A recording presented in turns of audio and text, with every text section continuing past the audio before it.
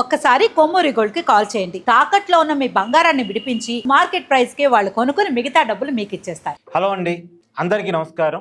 ఎన్నికలు జరిగింది 5 రాష్ట్రాల్లో అయినప్పటికీ కూడా అందరి చూపు బెంగాల్ మీదే. బెంగాల్లో బీజేపీ గెలుస్తుందా లేదా, ఈసారైనా మమతా బెనర్జీ ఓడిపోతుందా లేదా. మామూలుగా ఏ రాష్ట్ర ఎన్నికలైనా సరే ఆ రాష్ట్రంలో ఉన్న వాళ్ళకే ఎక్కువ టెన్షన్ ఉంటుంది. కానీ బెంగాల్ విషయంలో దేశమంతా టెన్షనే.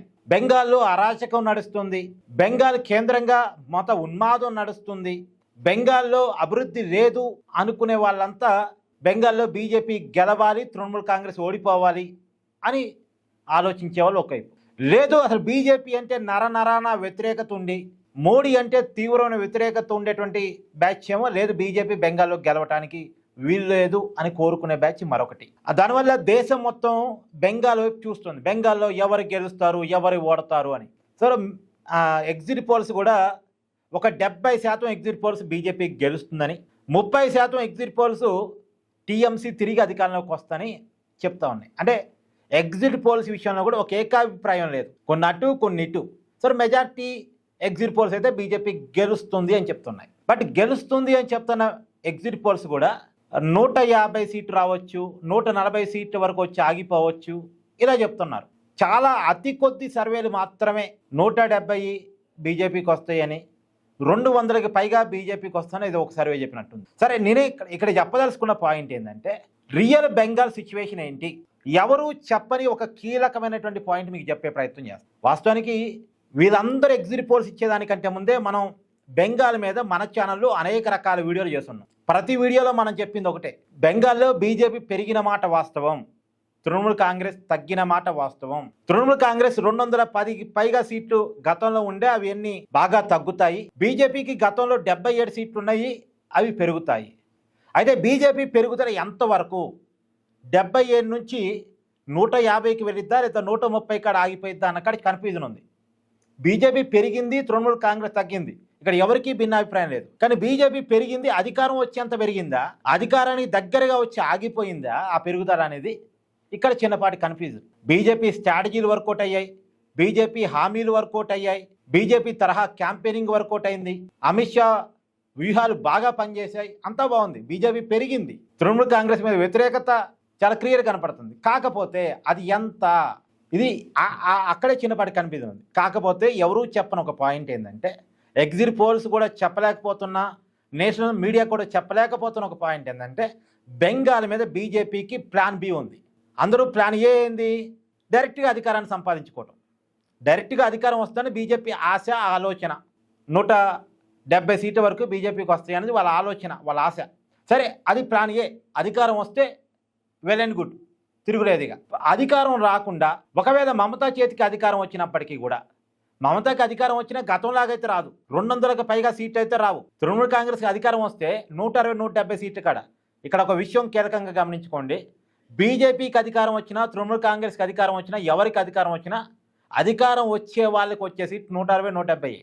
ఎవరికైతే అధికారం రాదు వాళ్ళు 130 కాడ ఏమైనా ఆగిపోతారు, అంతే తప్ప అక్కడ వారు వన్ సైడ్ లేడు. ఎవరికి 200కి పైగా సీట్లతో అధికారం వచ్చేదైతే లేదు. సో తృణమూల్ కాంగ్రెస్కి అధికారం వచ్చిన మ్యాజిక్ ఫిగర్ కంటే ఒక 20 సీట్లు 25 సీట్లు ఎక్కువ సంపాదించి అధికారం రావటం తప్ప గతంలాగా 200 సీట్లకు పైగా గెలిచే పరిస్థితి అయితే లేదు. సో ప్లాన్ బి కింద బీజేపీ అనుకుంటుంది ఏంటంటే, మహా అంటే ఒక 25 సీట్లతో తృణమూల్ కాంగ్రెస్ గెలిచింది అనుకోండి, ఆ 25 మంది ఎమ్మెల్యేలని, అంటే తృణమూల్ కాంగ్రెస్కు 170 మంది ఎమ్మెల్యేలు ఉన్నారనుకోండి, మ్యాజిక్ ఫిగర్ 148. ఆ పైన ఎంతమంది ఉన్నట్టున్నారు, 22 మంది ఎమ్మెల్యేలు ఉన్నారు, లేదా ఇంకొద్ది ఎక్కువ ఉన్నారు అనుకుందాం, ఒక 25, 30 మంది ఎమ్మెల్యేలు ఉన్నారు. దాంట్లో ఒక 25 మంది ఎమ్మెల్యేలను కనుక బీజేపీ తిరిగి తృణమూల్ కాంగ్రెస్ నుంచి లాక్కోగలిగితే అధికారం మళ్ళీ బీజేపీ చేతికి వస్తుంది. తృణమూల్ కాంగ్రెస్ అధికారం నుంచి పడిపోయింది. ఇప్పుడు బీజేపీ వ్యూహం ఇదే, ఎట్టి పరిస్థితుల్లో తృణమూల్ కాంగ్రెస్ని బెంగాల్లో అధికారంలో ఉండనివద్దు. ప్లాన్ ఏ ప్రకారం డైరెక్ట్గా అధికారం వస్తే ఓకే. ప్లాన్ బి కూడా, తృణమూల్ కాంగ్రెస్ ఒకవేళ తృణమూల్ కాంగ్రెస్ అధికారంలోకి వచ్చినప్పటికీ, మమతా బెనర్జీ ముఖ్యమంత్రి అయినప్పటికీ, తృణమూల్ కాంగ్రెస్లో చీలిక తీసుకొచ్చి తృణమూల్ కాంగ్రెస్ని విడగొట్టి వాళ్ళ ప్రభుత్వాన్ని పడగొట్టాలనేటువంటి ప్లాన్ కూడా బీజేపీ వేసుకుంటుంది. తృణమూల్ కాంగ్రెస్లో గెలుస్తారనుకున్నటువంటి కొంతమంది ఎమ్మెల్యే అభ్యర్థులతోటి ఆల్రెడీ బీజేపీ హైకమాండ్ టచ్లోకి వెళ్ళినట్టుగా నాకున్నటువంటి సమాచారం.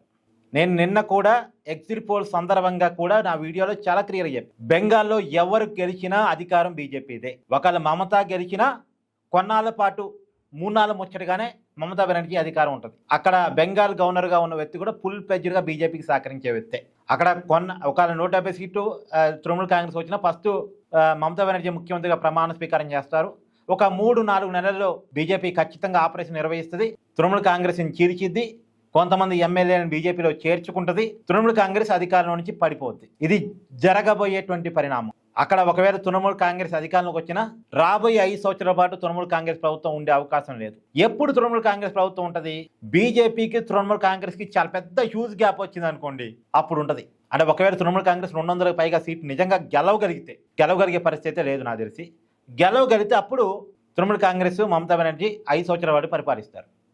లేకపోతే మాత్రం ఏదో కొద్దిగా మార్జిన్తో అధికారాన్ని సంపాదిస్తే మాత్రం బీజేపీ తృణమూల్ కాంగ్రెస్ను వదిలిపెట్టదు, అధికారాన్ని కూడా వదిలిపెట్టదు. ఇప్పుడు మీకు మహారాష్ట్ర రాజకీయాలు ఉదాహరణగా చెప్తున్నాను. మహారాష్ట్రలో ఏం జరిగిందో మీకు గుర్తుందిగా. శివసేనని చీల్చారు, శరద్ పవార్ పార్టీని చీల్చారు, శివసేనని సిండే అనే వ్యక్తి ద్వారా చీల్చారు. సీనియర్ నాయకుడు శివసేన పార్టీలో ఆయన్ని చీల్చారు. శివసేన పార్టీ అసలు శివసేన పార్టీ ఎవరిదంటే ఇప్పుడు షిండేదే శివసేన పార్టీగా అన్నట్టు మారిపోయింది. ఉద్ధవ్ థాకరేది అసలు శివసేన కాదు, అది ఉద్ధవ్ శివసేనగా మారిపోయింది. ఇక్కడ కూడా అంతే. తృణమూల్ కాంగ్రెస్ పార్టీని ఖచ్చితంగా చేర్చడానికి అవకాశం ఉంది. మహారాష్ట్రలో గతంలో బీజేపీ ఎలాంటి ఫార్ములాని అనుసరించిందో బెంగాల్లో అలాంటి ఫార్ములాని అనుసరించేటువంటి అవకాశం చాలా క్లియర్గా కనపడుతూ ఉంది. మళ్ళీ చెప్తున్నా, ప్లాన్ ఏ ప్రకారం డైరెక్ట్గా 148 సీట్లకు పైగా అంటే మ్యాజిక్ ఫిగర్ కంటే పైగా సీటు సంపాదించి అధికారంలోకి రావటం. ప్లాన్ బి ప్రకారం అధికారం తృణమూల్ అయినా సరే తృణమూల్ కాంగ్రెస్ పార్టీ నుంచి అధికారం రావటం. ఇది దీని మీద మీ అభిప్రాయాన్ని కామెంట్ చేయండి.